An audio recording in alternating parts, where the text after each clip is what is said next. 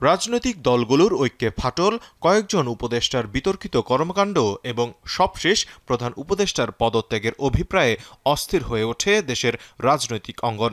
তবে জাতীয় স্বার্থকে সামনে রেখে সেই অভিপ্রায় থেকে সরে এসে দেশের চলমান সংকট নিরসনে রাজনৈতিক দলগুলোকে আলোচনার টেবিলে আমন্ত্রণ জানান প্রধান উপদেষ্টা।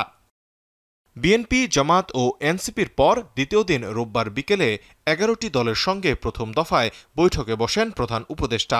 এর মধ্যে ছিলেন এবি পার্টি, নাগরিক ঐক্য, গণসংহতি আন্দোলন সহ 11টি দলের প্রতিনিধি।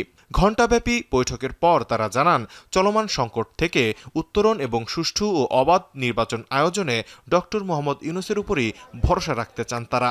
তবে দ্রুতই বিচার, সংস্কার ও নির্বাচনের রোডম্যাপ দেওয়ার আহ্বান তাদের। উনি খুব স্পষ্ট করে বলেছেন, প্রথম বলেছেন যে যদি সংস্কার হয়, আমি তো বলেছি তাহলে ডিসেম্বর, আর যদি বেশি সংস্কার হয় তাহলে জুন। এর মধ্যে আমরা আলোচনা করে যে কোনোটা করতে পারি।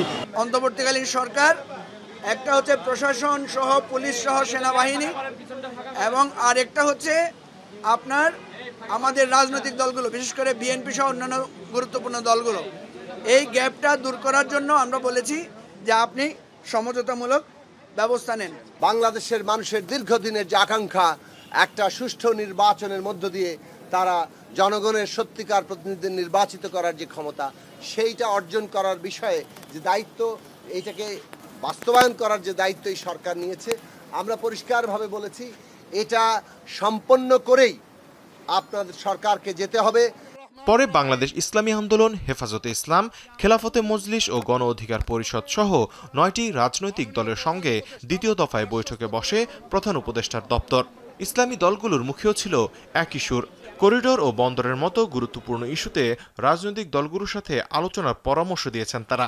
আমরা বলেছি যে এই সকল বিষয়ে, বিশেষ করে করিডোর ইস্যুতে, বন্দর ইস্যুতে, আন্তর্জাতিক যেই ইস্যুগুলো রয়েছে, সেখানে যেন সকল রাজনৈতিক দলগুলোকে সম্পৃক্ত করে সেই বিষয়ে রাষ্ট্র এবং সরকার তার সিদ্ধান্ত গ্রহণ করে।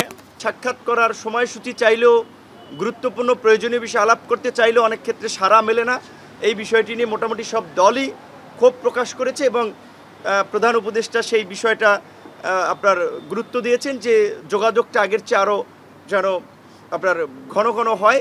প্রেস সচিব জানান, রাজনৈতিক দলগুলোকে সঙ্গে নিয়েই একটি সুষ্ঠু নির্বাচন আয়োজন করে ক্ষমতা হস্তান্তর করবেন প্রধান উপদেষ্টা। ডক্টর ইউনূস থাকতে দেশের কোনো অনিষ্ট হতে দেওয়া হবে না বলেও জানান তিনি। আমি প্রফেসর ইউনূসকে কোট করছি, উনি যেটা বলেছেন, আমি যতদিন আছি দেশের কোনো অনিষ্ট হবে এমন কোনো কাজ হবে না, নিশ্চিত থাকেন।